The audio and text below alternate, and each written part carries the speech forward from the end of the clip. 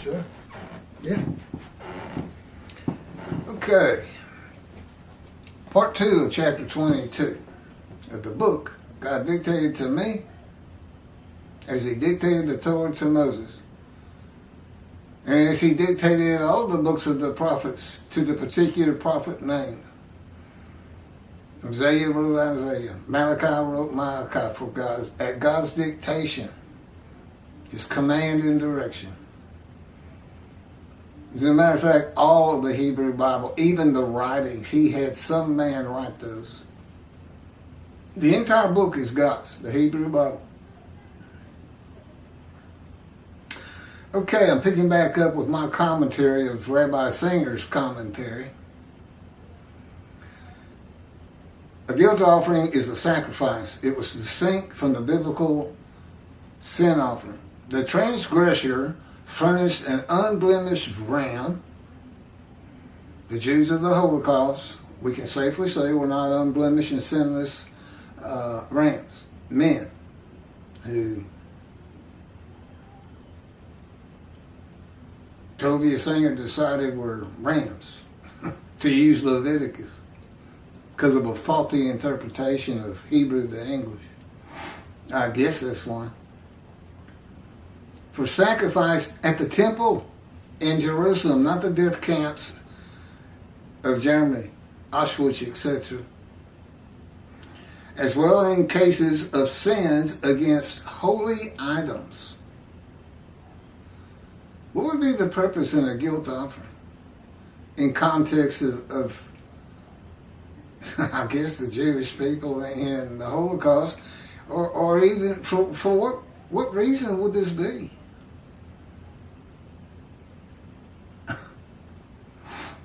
It describes his representation. The leper scholar, your sages got it. And I guess early rabbis. Okay, holy items, sins against holy items, theft, the commission of fraud or false oaths, with monetary compensation to the victims for their loss, plus a markup of 20% of the value to cover the priest's earnings. And he offered an unblemished ram. The Jewish people murdered in the Holocaust had not made any unintentional transgressions against Hitler and did not make monetary compensation to Hitler. If they did, it is the people of Israel that... if they did. It is the people of Israel that makes themselves an offering for guilt in Rabbi Singer's analysis, though he seems to be saying Hitler made a guilt offering to God of blemished rams, who are the Jewish people. If the people of Israel are the righteous servant, how are they also the animal to be sacrificed as a guilt offering? Rabbi Singer says, the guilt offering is a fire offering in which all the parts are to go up in smoke, and the hides belong to the one making the offering. Notice he doesn't tell you this is a compensatory offering for theft and fraud, destruction of holy items. Again, what would the purpose be in that? I mentioned before that during the Holocaust, Hitler not only burned Jews in the ovens of Auschwitz, but he also used their skins as lampshades and their hair as stuffing for pillows. He sacrificed these people on the altars of ovens and kept their hides as his portion. Okay, the righteous servant, verse 11 or 12, I think it's 11. He receives the many as his portion. The many are the many made righteous, and as his spoil the multitude. But now he has Hitler receiving a portion. That's why I can't tell. Is he saying Hitler's the righteous servant? Because he's the one that receives a portion. And no, it's not lampshades made of Jewish skin. Hopefully it's donations from the many and the multitude so I can continue to teach this book and have people in God's presence. Wherever I am, God's presence will fill the room, along with the presence of the angel of his presence, the Holy Spirit. The difference in any room with people sitting in it while I speak is that presence would surround every single human being in there. But with me,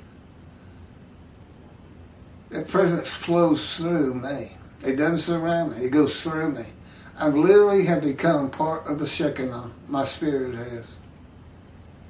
And so does every man in divine being. All of the prophets. Moses, David. You can find references to them being men in divine beings if you know how to read the Bible as I do.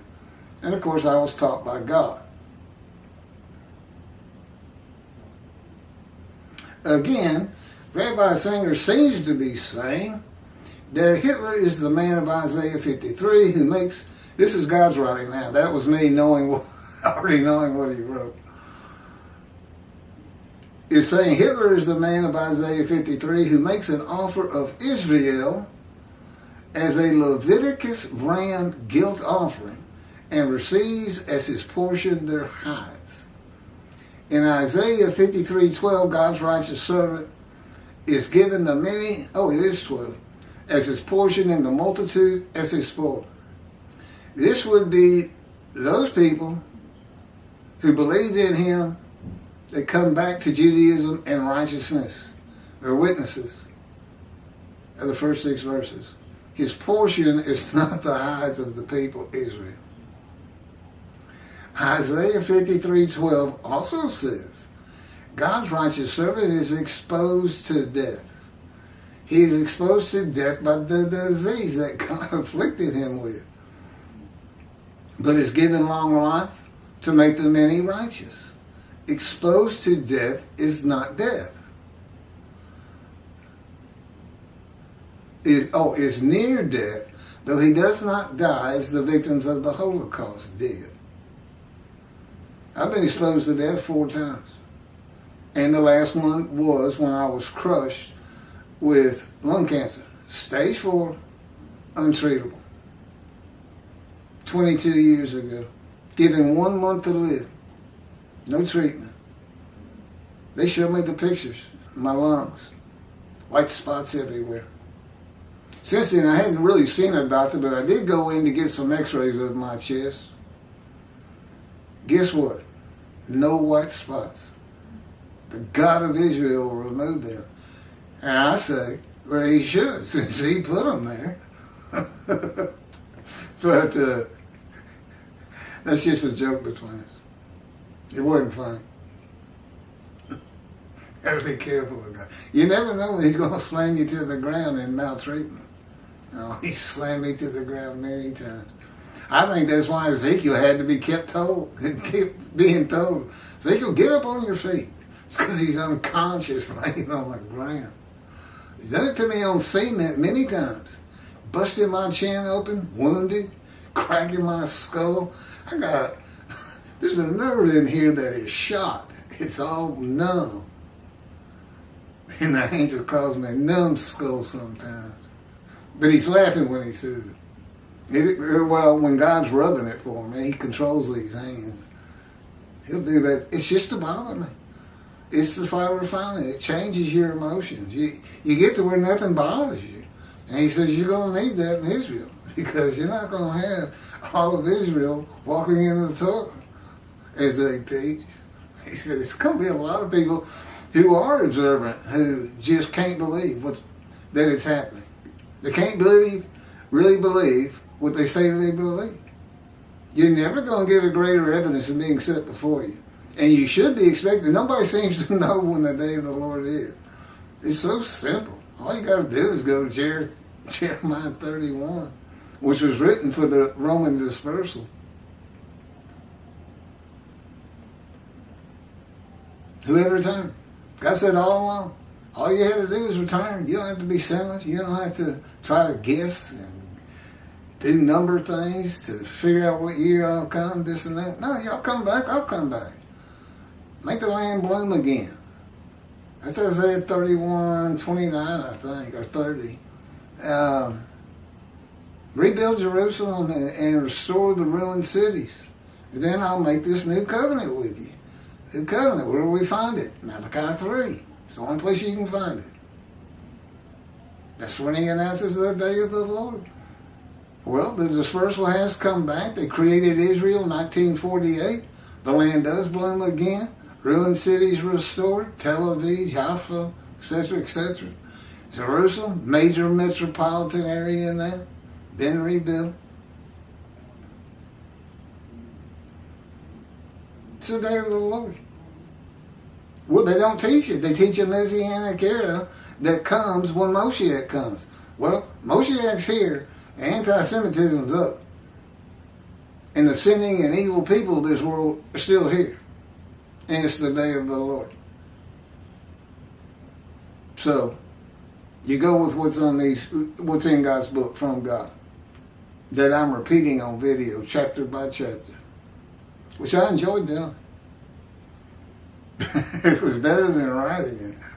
He can irritate you so much, especially early on in the fire. And still today.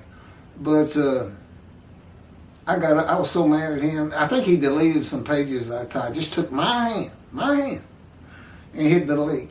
And it blew it out first. I got up, I grabbed the computer, and I said, it's going out the window. I'm going to destroy this computer. And I went like this. I don't think I'd have really done it, but his power.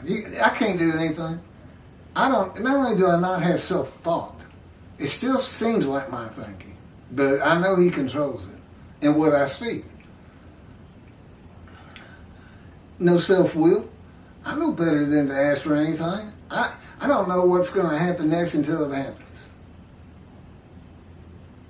And sometimes they never stop talking. Really, God doesn't talk that much. But the angel can talk as though he's God. He can make me think that's coming from God. Or sometimes he'll just use me. I've had a conversation with me. God using me to say God's words and me answering in my words. It takes some getting used to. I mean, there's a lot more to this fire refinement than meets the eye. And our communication is uncanny. I can have conversations with him and never hear a word.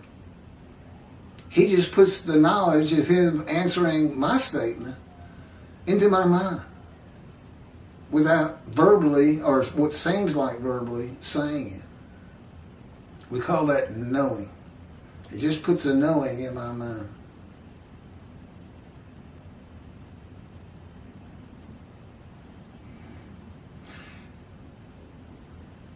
God created an animal sacrificial atonement worship system of laws for a primitive, illiterate people to learn what sin, repentance, atonement, and worship are. And just as important, God says, and to cook their food. And eating animals raw was still going on in the time of Solomon. There's a good story on that. His soldiers just won a battle, and he went down there to the battlefield and saw his soldiers killing bulls and eating them raw. He told them, he ran down there, stop. Bring your bulls up to my camp tonight. I'm going to build an altar for God.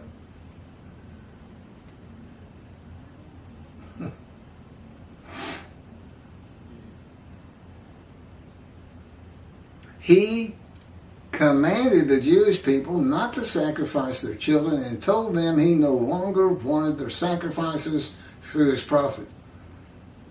Now, Tovia has gone to the Torah. Now, he's revived God's laws. And I know for a fact, God didn't tell him to revive his laws.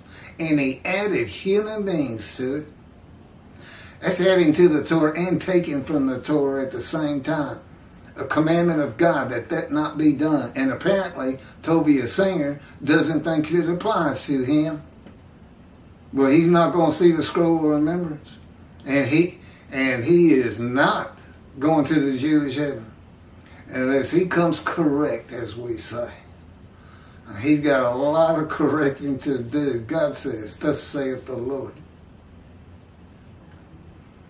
If he thinks he's in God's good graces, or that God loves him or something like that for all his work as an anti-missionary. He's got another thing coming. There's one person you don't make angry because he stay angry, and that's God. Him and Jude for Judaism. Kravitz and Skoback et al. The whole organization is part of it as far as he's concerned. I'm assuming they're all Jewish.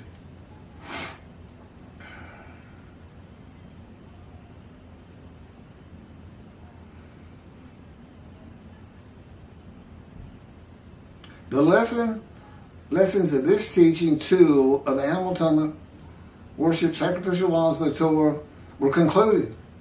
God never says these laws are to be applied to human beings substituted for animals.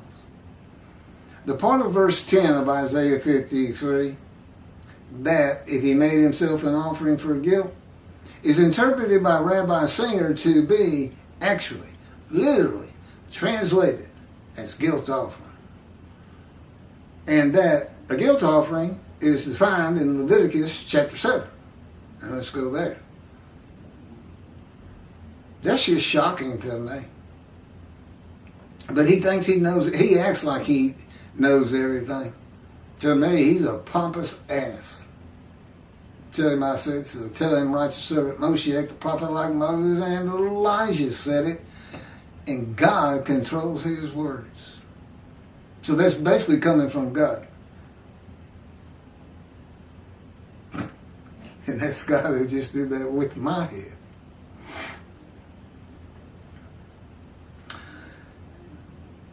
The translation of the Hebrew Bible by the Jewish Publication Society began in 1956 and concluded in 1985, the version I use. God says it's the best translation from Hebrew to English on the market, bar none. The translation of the Hebrew Bible by the Jewish Publication Society with select academic professors on linguistics for the task who spent 30 years of their lives creating a completely new English translation of the Hebrew Bible from scratch, from the Leningrad Codex, the oldest Hebrew Bible in existence. To be, they say the Hebrew in that verse means made himself an offering for guilt. I'll take these fellows over Tovia Singer. The righteous servant is a man, not an animal. Well, after I read this commentary, how can I respect what he says and does? I once did. I learned actually a lot from him early on. God would even have me listen to his radio show sometimes. And it's funny. He said in that radio show one time, God had me listen to a particular show, that he felt God was going to have total control of Moshe. He got something right. Absolute and total control of me. I'm like a puppet out here. Really. I mean, he controls my thoughts, my words, my body, surrounding the cords of his power.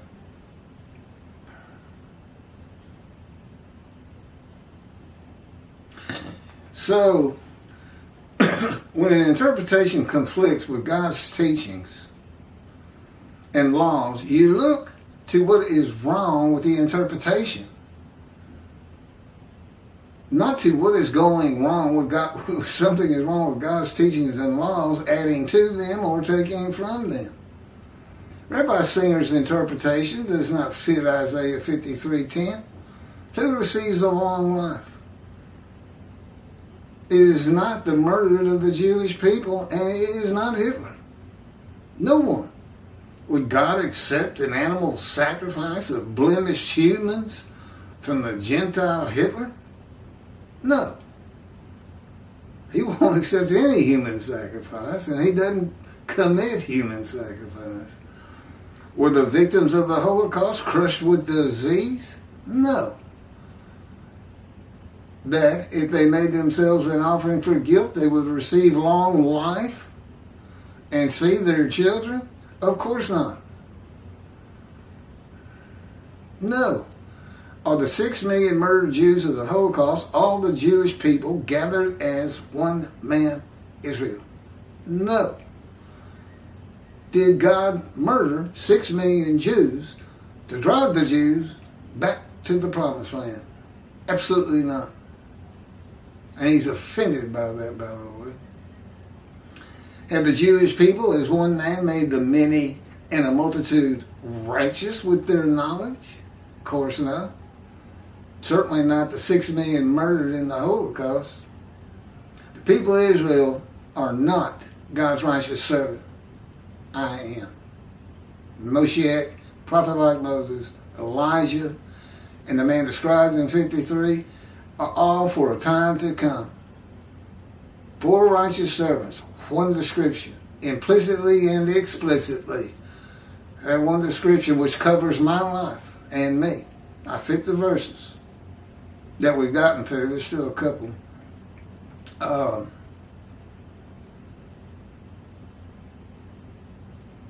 So I'm all for it. Day of the Lord, 6 prophecies unfulfilled. One of them is the coming, the time to come with the 4 righteous servants. And 2 covenants to be delivered. Of course he's got to have his prophet like Moses in the day of the Lord. That's when the covenant of sin forgiveness comes. I mean, who do you think the angel of the covenant is that you desire? Well, if a covenant is going to be delivered, don't you think this is when we're going to find the prophet like Moses also? Tovia Singer says it's Joshua. I've already covered it, but that's ridiculous. What is unique about Moses is that God dictated the Torah to him. God has dictated 2 books to me of knowledge. Well, this book, Isaiah 53 and the day of the Lord, that I could not possibly have. Okay, next up. Righteous servant versus Israel, being Israel in Isaiah 53. Jews for Judaism, exaltation. I just told you what I thought about the commentary of Tovia Singer of Outreach Judaism. And it doesn't get, if you found that entertaining, you're going to love this one. It's chapter 24. And I'm going to have to read, we've passed over 20. And I don't know how that one happened, but we've intentionally passed over 22, which is in Isaiah 53, geared to show that Jesus doesn't fit any of the verses or the purpose. And of course it describes a Gentile, and it's in the Hebrew Bible. You know how to read it. And Jesus is a Jew. He can't be the man of 53, and he's most certainly not the man of Isaiah 11, the anointed one. Messiah. Or as the Jewish people say, Moshiach. Can't be Messiah. Can't be Moshiach. Can't be the righteous servant.